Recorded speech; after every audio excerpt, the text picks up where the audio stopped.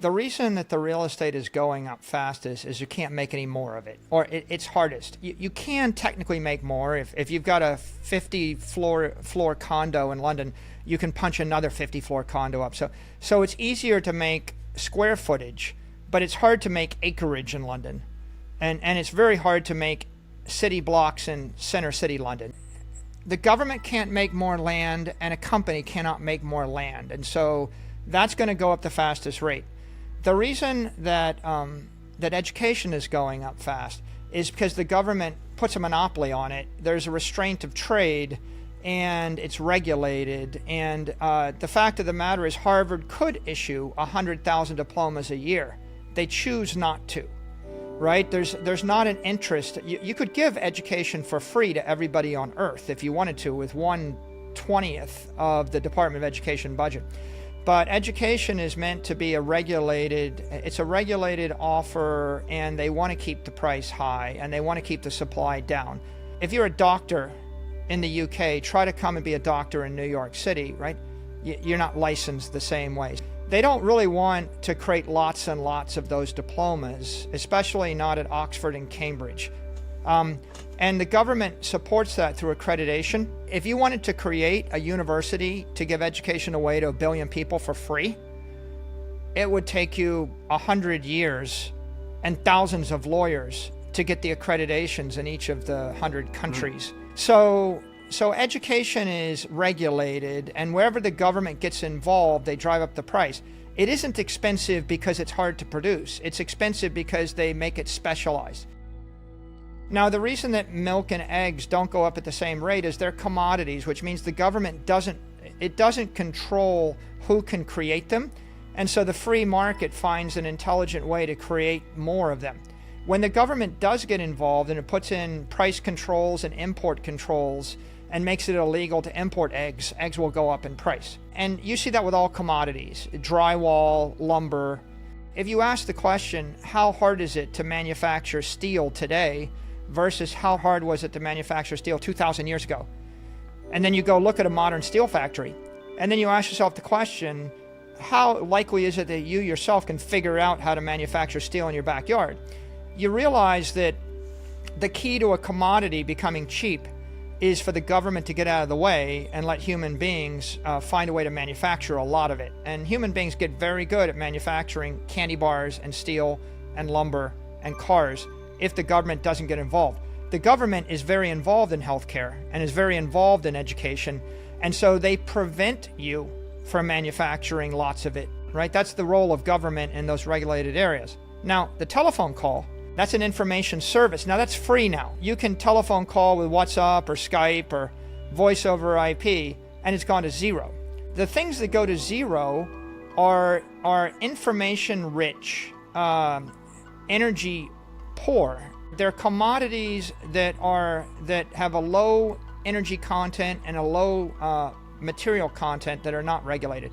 And they, over time, will go to zero, like streaming Netflix or streaming YouTube videos or phone calls. Anything like that, if the government gets out of the way, will become zero. Now, education will actually go to zero if the government gets out of the way. The thing that's holding up the cost of education is not the provision of the service, it's the certification of the degree, right? It's the license to say that you're a trained computer scientist that's expensive. If the government creates an organization like Freddie Mac and Fannie Mae, and they give people 2% mortgages, and everybody can borrow with loan to value of 100% at 2%, then home prices go up. It's an example of another government subsidy, and it's creating an inflationary bubble.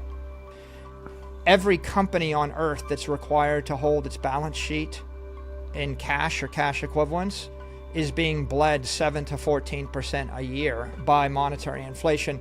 And that's why all the companies fail. And that's why if you're going to be an entrepreneur and you want to be around in 100 years, you need a property company with your assets have to be property. They cannot be credit and they cannot be cash.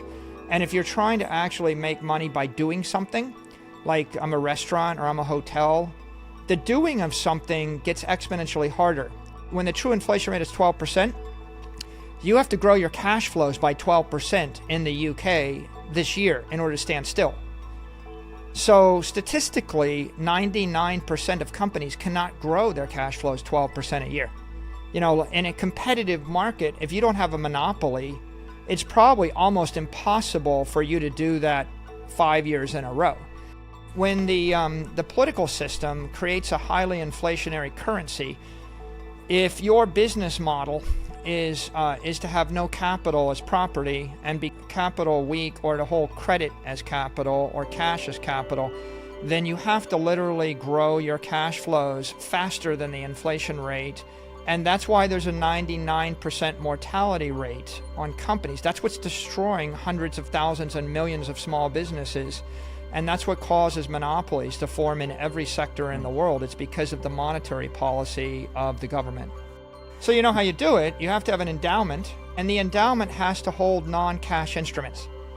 Like if Oxford or Cambridge or if Harvard University or Yale, if they had an endowment that had cash, they would all be out of business.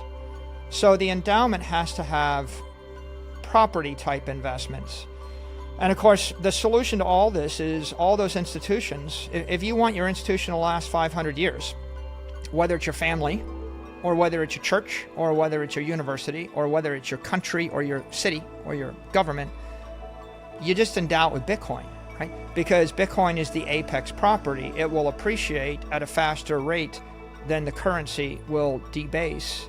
And it has a lower maintenance cost than all the other property assets, and it's globally more scarce, more desirable. So there is a solution, but most institutions live in fear.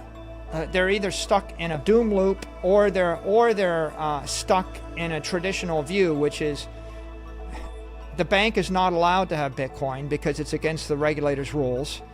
The endowment is afraid to buy Bitcoin because they're afraid they'll be criticized by it. The company doesn't want to own Bitcoin because of GAAP accounting, and that penalizes them. So they're either afraid of something new, or they're afraid of the volatility, or the accounting is prejudicial, or their charter doesn't allow them to do it, or they don't know how to buy it because they can't find a custodian or a trader they can trust. So in the early stage, it's a challenge for them to discover this, and that's why education and advocacy is so important right now. Bitcoin does represent the solution to the problem that ails the civilization right now. We're talking about $900 trillion of assets that are either cash equivalents or currency derivatives or currencies or defective assets or defective forms of property. And if half of that migrates into digital property, right, you're talking about hundreds and hundreds of trillions of dollars. It changes every family, every individual, every institution, every government, everywhere on earth.